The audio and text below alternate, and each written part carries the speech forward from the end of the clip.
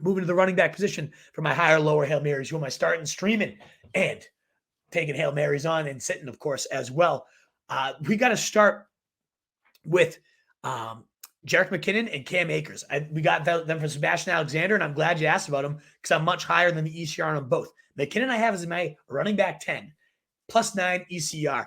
I can't believe he's outside a fringe top 20 guy right now. McKinnon has sneakily taken over. I know Pacheco, the early down guy, sees more carries on a week-to-week basis, but McKinnon has played well over half the snaps throughout the entire season. He's been the main guy. Then you remove CEH, and he really started to get cooking. 13, 29, 30, and 11 points across his last 4 games.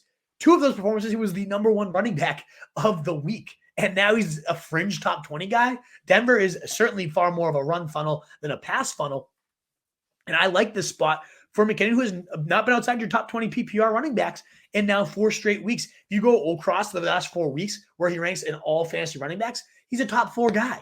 So McKinnon, I'm not putting him on my bench. I feel nice, safe, and sturdy. Give me him again over Josh Jacobs this week, and we'll talk about why a little bit with Josh Jacobs, why I'm lower. But as mentioned, I'm also higher on Cam Akers, who's become 70% or more of the snaps for 4 straight weeks, and his finishes since reemerging in this backfield: 19, 9, 12, and 34 fantasy running back 7, 23, 23, and then last week, the number 1 running back in semifinals. Probably didn't help a ton of people out. I imagine a lot of you had him on the bench, and it's Cam Akers in a weird year. I wouldn't have blamed you. But now, fool me once, I got to go to the well, is all I'm going to get at, because the Chargers is a top 5 running back matchup on the season. Akers is absolutely cooking. 118 yards, 3 touchdowns last week, monopolized the receiving work too. Only had 2 catches for 29 yards, but was essentially an every down player throughout the game.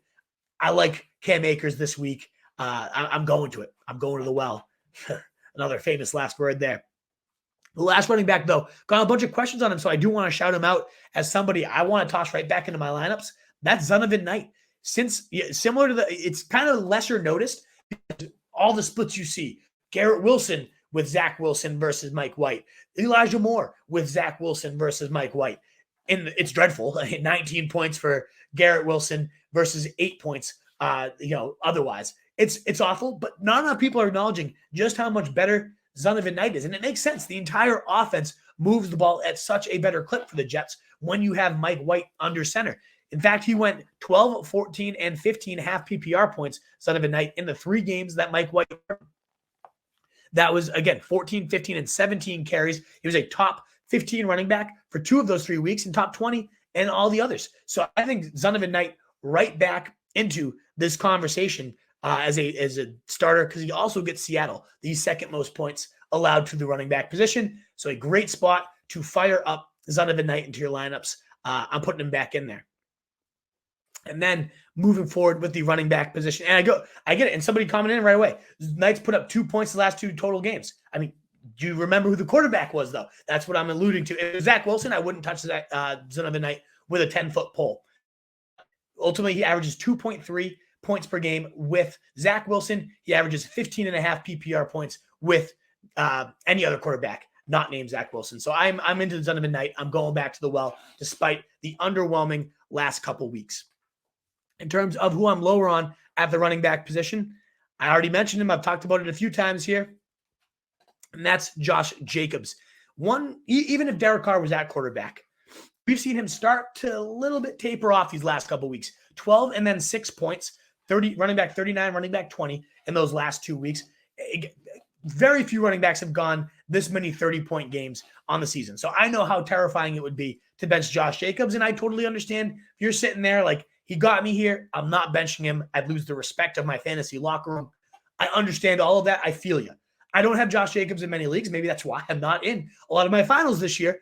But I would just have a very, very difficult time against a 49ers run D that has not given up 60 yards to a single player on the ground. Then you have Jarrett Stidham coming in. So this offense is going to be that much worse, that much more inefficient. Wouldn't at all to see them get completely blanked and not score a touchdown. Off his worst game of the year, now in the worst possible matchup with the worst possible quarterback situation. To me, everything's coming up negative here for Josh Jacobs. And if I had a good enough option, like McKinnon, like Zeke tonight, like maybe even Cam Akers, I would bench Josh Jacobs, and that's terrifying.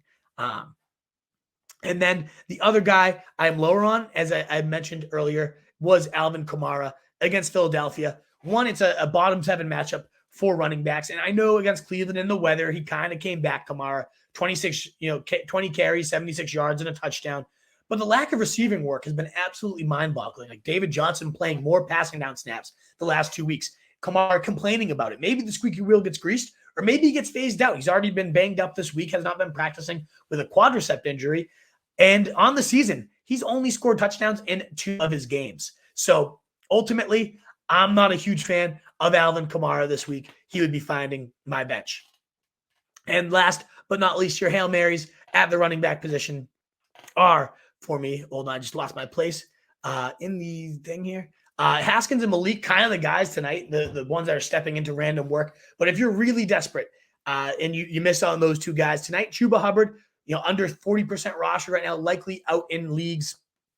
If you're watching the show and you're in your championship, you probably don't need to rely on Chuba Hubbard, but he did start last week. He ran for over 120 yards on only just 12 carries, so looked really efficient. He's looked really, really good in general these past few weeks. Equal snap share with Donta Foreman, but certainly the more viable guy if they get down, so less game flow dependent than Donta Foreman, just as productive and explosive in the run game these last few weeks. I'm a big fan of Chuba Hubbard if you're desperate. What is up, you fantasy wolf? Thanks so much for tuning in. If you haven't already, share your thoughts in the comments, check out some more videos, and join the newest Wolfpack by subscribing below.